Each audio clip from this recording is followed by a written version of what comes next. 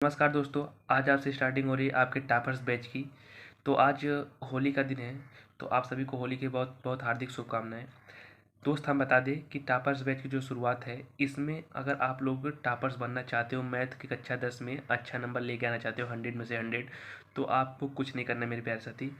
आप मेरे साथ जुड़ जाइए। जितना हम बता रहे हैं बस आप उतना पढ़ते चलिए, और जो चीज़ें हम कहेंगे बस आपको वैसे ही करते चलना है। मेरा यकीन मानो कि आप मैथ में 100 में से 100 लेके आओगे। ठीक है, तो ये जो स्टार्टिंग है, ये स्टार्टिंग है 2024 और 25। ठीक है, 24 का एग्जाम हो चुका है, अब जो 25 में एग्जाम देने वाले बच्चे हैं उनके लिए बहुत ही खास रहने वाला। ठीक है, तो ये जो बैच है आपका 2024 और 25 के लिए। ठीक है, 2024 और 25 के लिए इसमें आपको रेगुलर क्लासेस देखने को मिल जाएंगी। बस आपको क्या करना है, प्यार से चैनल को सब्सक्राइब कर लेना है और वीडियो को लाइक कर देना है और हमारे साथ जुड़ जाना है। मेरे यकीन मानो, हम आपको 100 में से 100 दिला के रहेंगे। तो दोस्त, जैसा कि आप बता दें कि पहले पार्ट का नाम जो है वास्तविक संख्याएं, तो वास्तविक संख्याओं के बारे में हम जानेंगे। यहाँ पर देखो, थियरी जानने का मतलब हमारा क्या हुआ, क्योंकि हम थियरी काहे लिए हैं, पहले से हम आप लोग के लिए बना चुके हैं कि क्या हमारे दोस्तों को पढ़ना है, क्या नहीं पढ़ना है। बिल्कुल आधा लेटेस्ट पैटर्न पर आधारित आप लोग कह सकते हो। ये एकदम स्पेशल क्लास आप लोग के लिए रहने वाली है। बिल्कुल लेटेस्ट पैटर्न पे जो आपका कटा है उसको हमने बाहर कर दिया है, जो नहीं कटा है, जो आपके चैप्टर में है और जो आपको पढ़ना है, सिर्फ उसी को लेके आए हैं। ठीक है, तो बहुत ही शानदार सेशन आपके लिए रहने वाला है। एक बार हम फिर से आपसे कहना चाहेंगे, अगर एक बार आप लोग मेरे वीडियो पे आए हैं तो यकीन माने आप पूरा वीडियो को देख के जाएं, आप वास्तविक संख्याएं से एक भी क्वेश्चन को छोड़ के नहीं आएंगे। ठीक है, तो चलिए स्टार्टिंग कर लेते हैं आपका वास्तविक संख्याएं रियल नंबर से। हम एक बात और आपसे बता दें दोस्तों कि आपका यूक्लिड विभाजन एल्गोरिथम जो प्रमेयिका थी वो आपका इस टाइम निकाल दिया गया, यानी 2024 के सिलेबस में था, पर 2025 का जो लेटेस्ट पैटर्न आया है उसमें आपका यूक्लिड विभाजन प्रमेयिका नहीं है। क्योंकि देखो, सबसे बेहद जरूरी चीज़ ये है कि जानना आपका सिलेबस कौन सा पढ़ना है, कौन सा नहीं पढ़ना है। क्योंकि आप लोग बिना सिलेबस के आधार पर पढ़ोगे ना, तो जो नहीं पढ़ना है आप उसको पढ़ के जाओगे, उसमें से क्वेश्चन नहीं आएगा तो आप लोग कहोगे यार हम इतना पढ़ के आए थे पर हमें कोई कुछ मिला नहीं। तो बस उतना ही पढ़ के जाओ जितना आपको मिले और जितना में से आप करके आओ। ठीक है, तो आज एक बार फिर से हम कह दें कि टॉपर्स बैच की शुरुआत होने वाली है और आज की क्लासेस बहुत ही ज़्यादा इंटरेस्टिंग रहने वाली है। तो मेरा एक बार आपसे निवेदन है, एक बार पूरी क्लास को देख के जाइए और वास्तविक संख्याओं एकदम अच्छे से सीख के जाइए। चलिए, अब वास्तविक संख्याएं क्या होती है सबसे पहले उसको स्टार्ट कर लेते हैं। तो साथी, वास्तविक संख्याएं होती क्या है, तो परिमेय संख्या तथा अपरिमेय संख्या के सम्मिलित रूप को, यानी सम्मिलित रूप मतलब दोनों को मिलाने पर जो संख्या बनती है उसी को क्या बोलते हैं, वास्तविक संख्याएं। तो चाहे परिमेय संख्या रहेगी चाहे अपरिमेय संख्या रहेगी, वो सब क्या कहलाएंगी, वास्तविक संख्याएं। जैसे अब देखो, -1 है और 2/3 है और 4/7 है, माइनस में पाई है और √2 है, √3 है। अब पाई क्या है, पाई एक अपरिमेय संख्या है और 4/-7 क्या है, ये है आपका आभासी संख्या और 2/3 क्या है आपका परिमेय संख्या। ये सब संख्याएं जब मिलेंगी ना, इनका मिलान होगा ना, वो सब किसके अंतर्गत आएगा, वास्तविक संख्याएं।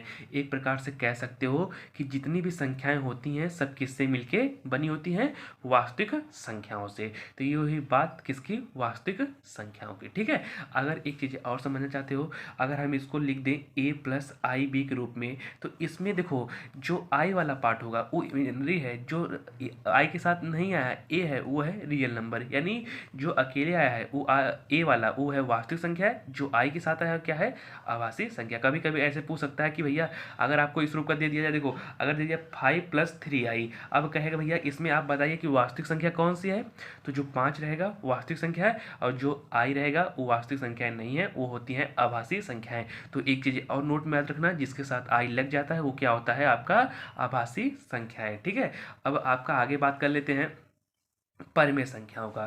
तो परिमेय संख्या क्या होती है, आपने कक्षा 9 में पढ़ा होगा कि जो संख्याएं p/q के रूप में लिखी जा सकती हैं और q का मान 0 नहीं होता है उसे क्या बोलते हैं, परिमेय संख्या। अभी आप लोग कहोगे सर इसको तो आपने रूट में लिखा है, अब ये परिमेय कैसे संख्या होंगी, तो कुछ बच्चे जो पढ़े होंगे वो जानते हैं कि जो संख्याएं रूट से बाहर निकल जाती हैं उनको बोलते हैं परिमेय संख्या, लेकिन जो संख्याएं रूट से बाहर नहीं निकलती उसको क्या बोलते हैं, अपरिमेय संख्या। तो ये दो संख्याएं जो हमने एग्जाम्पल के तौर पे लिया है, ये रूट से बाहर निकल जाएंगी, इसलिए क्या कहलाएंगी, परमेय संख्या। लेकिन अगर यहीं पे हम ले लेते रूट का 23, आप बताओ क्या 23 रूट से बाहर निकल पाता? आप लोग कहोगे सर बिल्कुल नहीं निकल पाता। जब नहीं निकल पाता तो किसके अंतर्गत आ जाएगा? अपरमेय संख्या के अंतर्गत। लेकिन हमें क्या बताना है? परमेय, तो जो रूट से बाहर निकल जाएंगी। अभी देखो रूट 16 है ना, रूट 16 को आप लोग अंडर रूट 4 मतलब 4 और 4 लिख सकते हो, एक बार 4 बाहर आ जाएगा, यानी 4 आपका बाहर हो जाएगा। तो इसको रूट से बाहर निकालोगे तो आपका मिल जाएगा 4, इसको बाहर निकाल जाओगे तो क्या मिल जाएगा?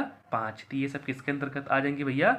परमेय संख्याओं के अंतर्गत। लेकिन अगर यही रूट से बाहर नहीं निकलती तो आपकी परमेय संख्या नहीं होती। तो उम्मीद करते हैं दोस्तों ये आपको समझ में आ गया होगा। देखो ये मेरा बताने का काहे मतलब है ना, इसका मतलब ये है आप लोग के लिए कि अगर इससे आपका ऑप्शनल क्वेश्चन बनता है ना, ऑप्शनल क्वेश्चन से पहले पार्ट से आपका 3 से 4 क्वेश्चन रहता है, तो इसलिए हम नहीं चाहते कि आपका कहीं भी ऑप्शनल क्वेश्चन गलत हो, आपका कहीं भी मैथ में 1 भी 2 नंबर कटे, ठीक है। इसलिए पहले हम थ्योरी सेशन को जान लेंगे, फिर उसके बाद क्वेश्चन को बता देंगे, ठीक है। देखो दोस्त क्या होता है ना, प्रश्नावली बस 2 ही चैप्टर है, पहला और दूसरा, और उसमें आपको ज़्यादा क्वेश्चन नहीं पढ़ना है, कुछ ही पढ़ना है, लेकिन आपको उसको बिल्कुल मेहनत और लगन से पढ़ना है। एक बार पढ़ लो ताकि दोहराते समय आपको बिल्कुल अच्छे से रिवीजन हो जाए। उससे पहले आप थ्योरी सेशन को कवर कर लो ताकि पहले पार्ट से जो 8 से 10 नंबर बनता है वो आपका कहीं जा ना, ठीक है। और ये भी चीज़ें हम बता देंगे कि कौन सा आपका क्वेश्चन फिक्स रहता है, कौन सा क्वेश्चन आपको हर साल देखने को मिलेगा, ठीक है। तो चलिए अब एक और संख्या देख ले हैं, अपरिमेय संख्या। अब अपरिमेय संख्या क्या होती है? आप लोग सिंपल से जानते होंगे कि जिन्हें पी बाई क्यू के रूप में नहीं लिखा जा सकता है उन्हें क्या बोलते हैं? अपरिमेय संख्या। और q not equal to zero, यानी जो आपका हर का मान होगा चाहे परमेय रहेगा चाहे अपरमेय, जीरो नहीं होगा। अगर जीरो है तब वो परमेय अपरमेय के अंतर्गत नहीं आने वाला है, अगर जीरो हो गया तो अपरमेय के अंतर्गत नहीं आएगा, इसलिए आपका क्यू का मान जीरो नहीं होना चाहिए, ठीक है। और अपरिमेय में क्या होता है आप लोग को पूछ सकता है, ये जो सबसे इंपॉर्टेंट चीज़ें है, पाई। पाई क्या होता है? एक अपरिमेय संख्या, ये नोट में रखना। काहे होता है? काहे कि पाई का मान निश्चित नहीं होता है, पाई का मान 22/7 होता है, पाई का मान 180 अंश होता है, ठीक है, इसलिए ये निश्चित नहीं हो पाता। और पाई का मान 3.14 होता है, ये खातिर ये निश्चित नहीं हो पाता है कि वो परमेय संख्या है कि अपरमेय। तो अगर पाई का मान 22/7 दिया है तो वो किसके अंतर्गत आएगा? परमेय संख्या के अंतर्गत। लेकिन अगर पाई दिया है तो उसका मान फिक्स नहीं है, इसलिए वो किसके अंतर्गत आएगा? अपरमेय संख्या के अंतर्गत। और कोई भी रूट में संख्याएं आती हैं तो वो सब किसके अंतर्गत आती है भैया? अपरमेय संख्या के अंतर्गत। क्योंकि देखो रूट 2 है, अब इसको रूट से बाहर तो आप लोग निकाल नहीं पाओगे, जब नहीं निकाल पाओगे तो उसका सिंपल से कहोगे सर ये क्या है? अपरमेय संख्या। और देखो इस पार्ट से क्वेश्चन क्या बनता है ना साथी, ये बनता है कि सिद्ध करो रूट 2 क्या है? एक अपरमेय संख्या। ये फिक्स रहता है कि ये क्वेश्चन आएगा। अब ये आपको दे देगा कि सिद्ध करो कड़ी में 3 एक अपरमेय संख्या है, आप लोग जानते हो अपरमेय संख्या, लेकिन सिद्ध कैसे करोगे? तो टेंशन नहीं लेने का, टेंशन सब भूल जाओ, हम इसमें सब क्वेश्चन आप लोग को तनिक भी टेंशन नहीं लेना है, एक बार बस हमारे साथ जुड़ जाइए और मेरा यकीन मानिए कि आपको मैथ में तनिक भी प्रॉब्लम का सामना नहीं करना पड़ेगा। जितना हम बताएंगे अगर उससे बाहर आपको मिल जाए तभी आप लोग कहना, ठीक है, उसके बाहर आपसे कहीं भी मिलने वाला नहीं है। बस एक बार ईमानदारी से चैनल को सब्सक्राइब कर लीजिए और वीडियो को लाइक कर दीजिए ताकि इसी तरह का और वीडियो का नोटिफिकेशन आपको मिलता रहे और आप मैथ अच्छे से सीखते रहो, ठीक है। तो आइए आपका ये हुई अपरमेय संख्या की बात। अब देखो जो परमेय संख्या इसमें और हम लिए हैं, ठीक है।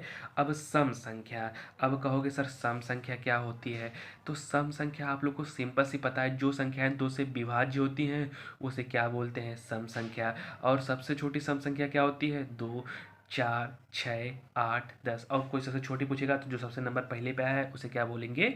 सबसे छोटी सम संख्या, ठीक है। अब तो ये सिंपल सी बातें हैं, इसमें कोई बताने की जरूरत नहीं है, आप लोग को अच्छे समझ में आ ही गया होगा कि जो संख्याएं 2 से विभाज्य होंगी 2 से कट जाएंगी। आप लोग कक्षा 6-7 से पढ़ते आ रहे हो कि जो संख्याएं 2 से कट जाएंगी सम संख्याएं नहीं कटेंगी तो विषम संख्या है। तो सम और विषम का ज़्यादातर डिफिनेशन आपको नहीं पूछता है, जो पूछता है वो भाज्य अभाज्य से पूछता है ना। तो सबसे पहले इसको क्लियर कर लेंगे तब हम भाज्य अभाज्य के पास चल रहे हैं। तो एक बार फिर से देख लीजिएगा, जो संख्याएं 2 से विभाज्य नहीं होती हैं उसे बोलते हैं विषम, लेकिन जो 2 से हो जाती हैं उसे बोलते हैं सम। अब सम के लिए एग्जाम्पल याद रखना 2, 4, 6, 8, 10 2 से कट जाएंगी। विषम के लिए याद रखना 1, 3, 5, 7 डॉट डॉट अनंत तक, ठीक है। तो ये हो जाएगी सम और विषम की बात। अब बात आती है भाज्य, जहाँ से क्वेश्चन आपका बनता है, ठीक है। अब भाज्य और अभाज्य, तो देखो जो स्वयं, परिभाषा एक बार ध्यान सुनिएगा, जो स्वयं तथा एक के अतिरिक्त किसी अन्य संख्या से विभाज्य हो जाती है, यानी स्वयं और एक के अतिरिक्त, जैसे 10 है, अभी एग्जाम्पल के लिए हम 4 ले ले, 4 1 से विभाज्य होगा दो से विभाज्य होगा और स्वयं से होगा। तो अपने और स्वयं के अलावा किसी अन्य से विभाज्य नहीं होगा तो वो हो जाएगा अभाज्य, लेकिन अपने और स्वयं के अलावा किसी और संख्या से विभाज्य हुआ तो वो कहलाएगा आपका भाज्य संख्या। जैसे एग्जाम्पल के लिए समझो 10, 10 आपका 2 से कटेगा, ठीक है। 10 को ले लिए, अब 10 का फैक्टर हो सकता है 2 हो सकता है, 5 हो सकता है, और 10 स्वयं हो सकता है और 1 हो सकता है, ठीक है। अब इसमें क्या बोला है कि भाज्य में जो अपने और स्वयं, मतलब 10 अपने और 1 स्वयं के अलावा किसी अन्य संख्या से विभाज्य हो तो किससे हुआ, 2 से हुआ भी और 5 से भी हुआ, तो सिंपल सी है क्या हो जाएगी, भाज्य संख्या। और सबसे छोटी भाज्य संख्या क्या होती है, कहोगे सर सबसे छोटी भाज्य संख्या ये होती है 4। ये आपको नोट याद रखना है। कभी कभी एग्जाम्पल में, सॉरी, आपका ऑप्शन में पूछ सकता है कि सबसे छोटी भाज्य संख्या कौन से है, तो सबसे छोटी भाज्य संख्या वो आपकी कौन सी है भैया, 4 है, ठीक है। अब अभाज्य काहे ली है, सबसे छोटी अभाज्य संख्या क्या है, 2। ये दो चीज़ें यहाँ समझाने के लिए हम दो एग्जाम्पल आपको ले लिए हैं कि सबसे छोटी अभाज्य संख्या 2 और सबसे बड़ी अभाज्य संख्या, सबसे बड़ी भाज्य संख्या 4, ठीक है। सॉरी, बड़ी नहीं, सबसे छोटी। तो सबसे छोटी भाज्य संख्या 4, सबसे छोटी अभाज्य संख्या 2, ये चीज़ें आप लोग को याद रखनी है। अब अभाज्य की परिभाषा आप लोग समझ सकते हो कि अभाज्य की परिभाषा क्या बन सकती है। तो अब बताओ, जो स्वयं या 1 के अतिरिक्त किसी अन्य संख्या से विभाज्य नहीं होती है क्या कहलाती है, अभाज्य संख्या। यानी अपने और स्वयं, बताओ अब 2 अपने और स्वयं के अलावा किसी से कटेगी, कहोगे बिल्कुल सर नहीं कटेगी। अब 3 अपने या स्वयं के अलावा किसी से कटेगी, आप लोग कहोगे सर बिल्कुल नहीं कटेंगी।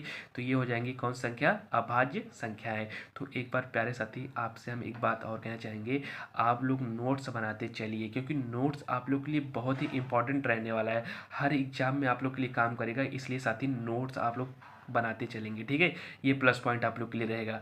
और हाँ, जो संख्याएं हमने बताया है इसको एक बार आप लोग से यही उम्मीद करेंगे आप लोग रिवीजन कर लेंगे, क्योंकि हम बार बार आपसे यही कहते आए हैं कि रिवीजन इज़ द बेस्ट की आप सक्सेस। अगर ज़िंदगी में सफलता पाना चाहते हैं तो रिवीजन, जिसका मीन्स मतलब अभ्यास, जितना आप अभ्यास करोगे उतनी आपको चीज़ें क्या होंगी, क्लियर होती जाएंगी। ये समझो जैसे आपने सीख लिया भाज्य संख्या। अब आपने सीखा है ना, आप अपने किसी फ्रेंड को बताओ, ठीक है, जो आपके साथ पढ़ाई करता है, ठीक है। आप जाके उसको बताओ, आप उसको बताओगे तो ये मत सोचा कि इसको भी आ जाएगा, उसका बेनिफिट आपको भी मिलेगा, आपको भी वो संख्याएं क्या हो जाएंगी, क्लियर हो जाएंगी। कभी भी ज्ञान छुपाने से नहीं बढ़ता, ज्ञान बांटोगे तभी ज्ञान बढ़ता है, ठीक है। तो जितना हो सके उतना लोगों को अपना ज्ञान बांट सको, ताकि आपका ना उससे ज़्यादा क्लियर हो जाएगा। क्या पता आपको अभाज्य संख्या में उसको कुछ और प्लस पॉइंट पता है, वो आपको बता दे, तो उसमें आपको एक एक तीर आपके अंदर जुड़ते जाएंगे, यानी आपको प्लस पॉइंट आपसे मिलते जाएंगे, तो आप अभाज्य संख्याओं को बिल्कुल अच्छे से जान पाएंगे, ठीक है। तो कभी भी ज्ञान को हमेशा बांटने का प्रयास किया करो, ठीक है।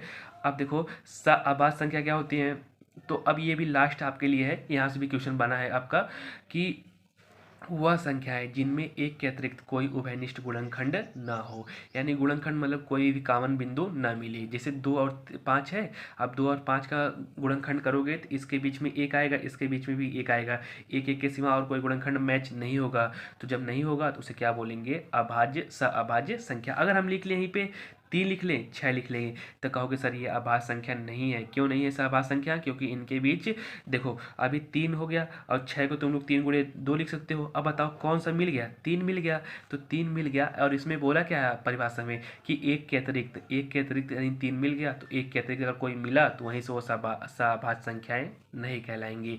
तो ये को प्राइमरी नंबर जो है आपकी कब होंगी, जब आपके गुणनखंड 1 के अतिरिक्त कोई भी बिंदु ना मिले, यानी 1 के अतिरिक्त कोई भी उभयनिष्ठ बिंदु ना मिले तो वो आपका हो जाएंगी अभाज्य संख्याएं।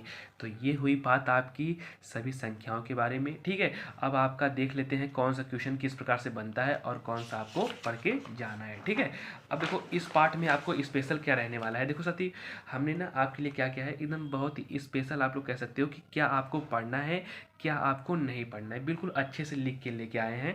आप लोग इसको अच्छे से पढ़ लीजिए। देखो आपको इस पार्ट में रियल नंबर में क्या पढ़ना है, देखो एक पढ़ना है, यहाँ से क्वेश्चन बन सकता है गुणनखंड वृक्ष से, यहाँ से 100% क्वेश्चन रहेगा। ये आपके लिए कॉमन पॉइंट है कि कहाँ कहाँ से क्वेश्चन बन सकता है, तो इसको अच्छे से पढ़ लीजिएगा। तो गुणनखंड वृक्ष है, तो ये क्या होता है, वह श्रृंखला जिसे वृक्ष के रूप में लिखा जाए गुणनखंड वृक्ष कहलाता है। जैसे 28 है, 28 किससे डिवाइड होगा, 2 से, फिर कितना आ जाएगा, 14 आ जाएगा, 14 किससे डिवाइड होगा, 2 से, 7 आ जाएगा। फिर ये 455 है, किससे डिवाइड होगा, 5 से, 91 आ जाएगा, 91 किससे होगा, 7 से, 13, यानी वह श्रृंखला जिसे वृक्ष के रूप में लिखा जाए गुणनखंड वृक्ष कहलाता है। ये चीज़ें आपको पढ़नी है, आपके सिलेबस में ये चीज़ें हैं, गुणनखंड वृक्ष। ठीक है, अब इसके बाद क्या है भैया, ये देख लो। अब इसके बाद आपका ये है कि अभाज्य गुणनखंड विधि से म सा और ल सा, ये दूसरी पॉइंट है आपका। यहाँ से क्वेश्चन बन सकता है, 2 नंबर का बन सकता है। देखो ये सब हम चीज़ें हेडिंग काहे लिख के लाए हैं, काहे कि ये सब आपको पढ़ना है, आपके सिलेबस में दिया है। तो जितना हम लिख के आए बस आपको उतना ही पढ़ना है और ज़्यादा कुछ नहीं पढ़ने की जरूरत है। ठीक है, अब इसे देखो 26, 72, 108 का म सा और ल सा निकालना है। तो आप लोग पहले गुणनखंड देखो, गुणनखंड विधि बोला है ना, तो गुणनखंड कर लेंगे। 26 का गुणनखंड करेंगे तो 2 गुणे 13, 72 करेंगे तो 2 गुणे 2 गुणे 2 और गुणे 3 गुणे 3, 108 है तो 2 गुणे 2 और 3 गुणे 3। अब एस सी एफ निकालना है, तो एस सी एफ में एक चीज़ आपको याद रखना है कि जो चीज़ें आपकी कॉमन होती हैं, जो चीज़ें आपकी मिलती हैं वही सिर्फ कॉमन लेते हैं, जो चीज़ें नहीं मिलती हैं आप उसको कॉमन नहीं लेंगे। तो एस सी एफ में हाईएस्ट कॉमन फैक्टर में क्या होता है, एक चीज़, हाँ इसकी फुल फॉर्म याद रखना, हाईएस्ट कॉमन फैक्टर, और एलसीएम का लोएस्ट कॉमन मल्टीपल। दो चीज़ें आपको याद रखनी है, highest common factor, lowest common multiple. प्यारे साथी एक बार फिर से हम कहेंगे आपसे, एचसीएफ में यही होता है कि जो चीज़ें आपकी मिलती हैं सिर्फ उन्हीं को लेते हैं कॉमन, जो नहीं मिलती उनको हम छोड़ देते हैं। जैसे अभी आप इसमें देख सकते हो कि सब में से क्या कॉमन है, सब में तीनों जन में आपका जो कॉमन मिलेगा 2 ही मिल रहा है ना, 2 के सिवा और कोई नहीं मिल रहा है। क्यों नहीं मिल रहा है भैया, आप लोग कहोगे सर देखो इसमें 13 है, इसमें 3 है, इसमें 3 है, तो क्या पहले में 3 आया है, कहोगे सर बिल्कुल नहीं है। और हमने क्या बताया एचसीएफ में, जो चीज़ें मिलती हैं सिर्फ, तो कौन मिल रहा है, देखो जोड़ा इनका बना है, 2 का 2 का और 2 का, और किसी के नहीं बन रहा है, आप लोग देख सकते हो अच्छे से। तो नहीं बन रहा है तो आपका आंसर कितना हो जाएगा, सिर्फ 2। और हाँ एक चीज़ और, ये एल्स कहोगे सर ये एलसीएम में क्या होता है, ये एलसीएम में ये होता है ना कि जो चीज़ें मिलती हैं उनको भी लेना है, जो नई चीज़ें मिलती है उनको भी लेना है। तो चलो एक बात हमें बताओ कि इसमें से तो 2 मिल रहा था, 2 हमने पहले से ले लिया। अब देखो जब एक जन हो गए ना, अब एक जन कहानी ख़त्म है, अब दूसरे जन में देखेंगे इनमें से कौन कौन मिल रहा है, इनमें से भी 1 2 मिल रहा था तो 1 2 और हो जाएगा। अब बताओ इनमें से कौन मिल रहा है, 3 और 3, तो 3 ले लिए, और 1 3 यहाँ नहीं मिल रहा था, 1 3 देखो यहाँ पे, अभी देखो 2 का देखेंगे, 2 का जोड़ा। अभी क्या करते हैं ना मेरे भाई, 1 मिनट फिर से आप लोग ध्यान सुनेगा, पहले आप लोग तीनों में देखेंगे, तीनों में 2 मिल रहा था तो 2 ले लिए। ठीक है, उसके बाद आप एक चीज़ को ख़त्म कर दो, कहें कि इसमें से नहीं मिल रहा है तो इसको ख़त्म कर दो। अब 2 का देखेंगे, 72 और 108 का, इसमें से मिल रहा है ये दोनों में से, तो इन दोनों में देखेंगे ये और ये। फिर ये 3 का देख लेना, 3 का जोड़ा बन जाएगा, 3 का और 3 का, 3 का 2 बार जोड़ा बना, लेकिन एक बार 3, अभी ये कहोगे सर 3 बार है, काहे 3 बार है, काहे कि एक बार बचा है। तो ये एलसीएम में यही होता है, जो बचा है उसको भी ले लेते हैं। ठीक है, तो आपका हो जाएगा 2 के पावर 3, 3 के पावर 3 इंटू 13। तो जब इसका मल्टीप्लाई कर दोगे तो 2 3 8 और 27, 27 गुणे 8 गुणे 13 कर दोगे तो 2808 आपका ये हो जाएगा एलसीएम। ठीक है, तो एलसीएम बहुत आसानी से आप लोग निकाल सकते हो। तो कक्षा 6 7 8 से पढ़ते रहो, एक बार आप लोग फिर से पढ़ लो, आपका रिवीजन हो जाएगा। ठीक है, तो वास्तविक संख्या है आप लोग बिल्कुल अच्छे से पढ़ने के लिए आप लोग को गुणनखंड वृक्ष और आपको अभाज्य गुणनखंड विधि से अभाज्य गुणनखंड विधि से लसा और मसा, ये 2 चीज़ें पॉइंट जो आपकी परीक्षा में जहाँ से क्वेश्चन बनेगा। ठीक है, अभी आपके लिए ये होमवर्क है, आप लोग इसको होमवर्क कर लो, और आप लोग इसको होमवर्क कर लोगे ना तो मेरा यकीन मानो आप लोग क्वेश्चन अच्छे से कर लोगे। 40 और 42 का आप लोग को निकालना है एचसीएफ, कितना आएगा फटाफट से कमेंट बॉक्स में बताना है। और एलसीएम 144 और 120 का, तो इन वाले भैया का हमें निकालना है एचसीएफ, निकाल के फटाफट कमेंट बॉक्स में बता दो, और इनका एलसीएम निकाल के उसका आंसर फटाफट कमेंट बॉक्स में बता दो। अगर आंसर सही आएगा तो हम उसको मतलब हाँ कर देंगे। ठीक है, तो आपका आंसर सही हो जाएगा। आप देखिए आपका अगला क्वेश्चन देख सकते हो यहाँ पे और क्या पढ़ना है आपको, अभी इसमें और एक चीज़ें और पढ़नी है आपको। देखो 4 टॉपिक पढ़ना है, ज़्यादा कुछ नहीं पढ़ना है, 4 टॉपिक इसमें आपको पढ़ना है। अब क्या पढ़ना कहोगे सर, संख्याओं तथा उनके बीच लसा और मसा के बीच संबंध। अभी आपने लसा मसा निकालना सीखा, लेकिन उसका फार्मूला क्या होता है वो तो पढ़ना बेहद जरूरी है आप लोग के लिए। तो संख्याओं के बीच मसा तथा लसा के बीच संबंध क्या होता है, जैसे 2 संख्याएं हो गई, मसा और लसा के बीच संबंध। तो 4 टाइप का क्वेश्चन बनेगा, 2 टाइप हमने बता दिया, गुणनखंड वृक्ष और अभाज्य गुणनखंड विधि से लसा और मसा। एक यहाँ से बनेगा कि संख्याओं और उनके बीच मसा और लसा। तो एक चीज़ आप लोग याद रखना कि मसा 2 संख्याओं का और गुणे दोनों संख्याओं गुणनफल, और बटे क्या होता है लसा। ये चीज़ें होती है आपके लसा और मसा की। तो जायज़ चीज़ें देखो, आप इनको ऐसा कर सकते हो, इनका गुणा यहाँ पर कर सकते हो। देखो अगर हम चाहें ना तो इनको ऐसे कर सकते हैं मस, ठीक है, म स और गुणे ल स, म स गुणे ल स और दोनों संख्याएं, ये भी कह सकते हो आप, म स गुणे ल स और इक्वल टू दोनों संख्याएं। तो यहाँ से क्वेश्चन बनता है। अगर नहीं बनता है मेरे भाई ना, तभी कभी कभी ऑप्शनल में दे सकता है कि दो संख्याओं के बीच म स और ल स निकालने का फार्मूला क्या होता है। तो फार्मूला आप लोग बिल्कुल आसानी से बता ले जाओगे, कोई घबराने वाली बात नहीं है, ठीक है। अब यही चीज़ें एक और प्लस पॉइंट आपका जोड़ा है, इसको आप लोग स्टार करके जोड़ा है, इसको स्टार कर लेना। ये आपका नया इस बार जोड़ा है, इसका पूछने के ज़्यादा चांसेस बनते हैं, क्योंकि जो चीज़ें नई जोड़ती हैं ना, वो आपके पूछने के चांसेस बहुत ज़्यादा बन जाते हैं। फार्मूला आप लोग याद रखना, अभी क्वेश्चन इससे आपका नहीं रिलेटेड बना है, बस फार्मूला आपका जोड़ा है, तो फार्मूला आपका पूछ सकता है, ठीक है। जैसे म सा हो गया, अभी आप लोग पढ़ रहे थे दो संख्याओं के लिए, तो यूक्लिड विभाजन निकाल के और आपका एक नया जोड़ा है तीन धन पूर्णांकों के लिए। तीन धन पूर्णांकों के लिए अभी आपने दो धन पूर्णांकों के लिए था, अब तीन धन पूर्णांकों के लिए क्या होगा, तो ये सुनो ध्यान से, म स तीनों संख्याओं का और गुणे ए बी सी, ठीक है, यानी तीनों संख्याओं का गुणनफल और ल स तीनों संख्याओं का, क्या समझे आप लोग, म स तीनों संख्याओं का इक्वल टू तीनों संख्याओं का गुणनफल और गुणे तीनों संख्याओं का ल स। अब बटे पहली देखो दो संख्याओं का एलसीएम, फिर दूसरी दो संख्याओं का एलसीएम, और फिर पहली और तीसरी का म स। ये चीज़ें आपको फार्मूले के तौर पे याद करनी है, ठीक है। जब तीन के लिए देगा, तीन के लिए देगा तो तीन धन पूर्णांकों के लिए म स तीन संख्याओं का, फिर तीनों संख्याओं का गुणनफल और तीनों संख्याओं का ल स, और नीचे रहेगा ल स पहली और दूसरी का, दूसरी और तीसरी का ल स, और पहली और तीसरी का क्या हो जाएगा म स। ये होंगी आपकी तीन धन पूर्णांक के लिए, ठीक है। तो ये हुआ आपका समाप्त। और हाँ, एक चौथी टॉपिक से जो आपका क्वेश्चन बन सकता है कि परमेय संख्याओं का पुनर्भ्रमण। पुनर्भ्रमण मतलब कि यही सिद्ध करना कि कड़ी में तीन अपरमेय संख्या है, कड़ी में दो अपरमेय संख्या है। ये देखो हम नीचे लिखे हैं यहाँ पर कि कड़ी में दो, कड़ी में तीन, कड़ी में तीन प्लस दो, कड़ी में तीन माइनस तीन, माइनस कड़ी में पाँच, सिद्ध करो एक अपरमेय संख्या है। तो यही चार टाइप से आपका क्वेश्चन बनेगा, इस चार टाइप से बाहर आपका क्वेश्चन नहीं बनेगा। एक बार फिर से हम रिपीट कर दे रहे हैं, गुणनखंड ब्रिज से क्वेश्चन बनेगा, अभाज्य संख्याओं गुणनखंड का ल स और म स, और अभाज्य संख्याओं के बीच दो संख्याओं के बीच ल स और म स, और परमेय संख्याओं का पुनर्भ्रमण। यहाँ से आपका क्वेश्चन बनेगा, और बाकी बाहर से कहीं क्वेश्चन बनने वाला नहीं है। बस इतना ही टॉपिक आपको पढ़ना है।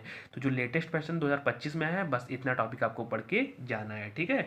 अब देखो लास्ट में जो ऑप्शनल क्वेश्चन बनता है, क्या क्या क्वेश्चन बन सकता है आपका, तो मेरे प्यारे साथी जो आपका क्वेश्चन बनता है यहाँ से ना ऑप्शनल वाला, ऑप्शनल में ये दे देता है कभी कभी। देखो ऑप्शनल भी आप लोग के लिए जोड़ दिए हैं, क्या है कि क्या क्या होता है ना, कभी कभी भाई ये अगर बच्चों को नहीं पता होता कि सर क्या ऑप्शनल क्वेश्चन बन सकता है, तो अगर उनको बता दोगे तो वो क्लियर रहेगा कि हाँ यहाँ से ऑप्शनल क्वेश्चन बन सकता है, हमें यहाँ पढ़ना जरूरी है।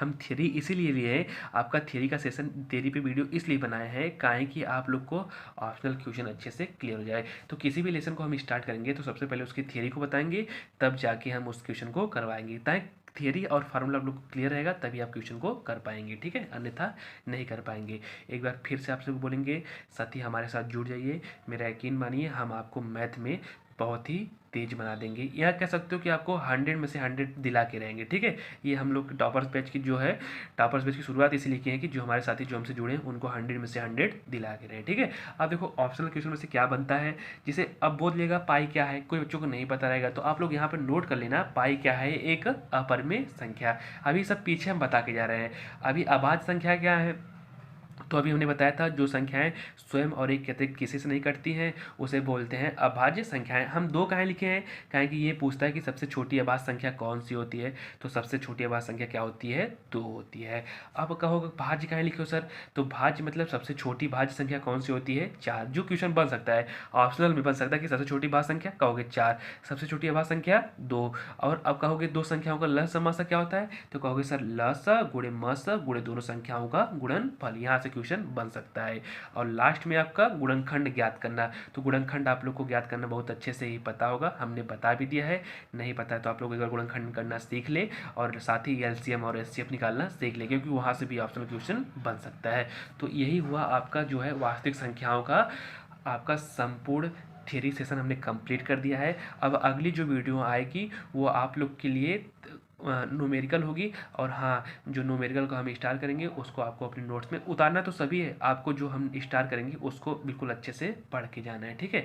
तो उम्मीद करते हैं साथी आपको थियरी सेशन बहुत ही अच्छा लगा होगा, ठीक है। एक बार आपसे यही निवेदन करेंगे, वीडियो को ज़्यादा से ज़्यादा शेयर कीजिए कि ताकि ज़्यादा श्रृंखला में साथी हमारे जुड़ के टॉपर्स बैच का लाभ ले सकें और मैथ में अच्छे स्कोर कर सकें, ठीक है। और एक बार प्यारे प्यारे हाथों से चैनल को सब्सक्राइब कर लीजिएगा, और ताकि इसी तरह का और वीडियो का नोटिफिकेशन आपको मिलता रहे, ठीक है। मिलते हैं नेक्स्ट वीडियो में, तब तक के लिए आपका बहुत बहुत धन्यवाद। जहाँ भी रहिए सुखी रहिए और आबाद रहिए।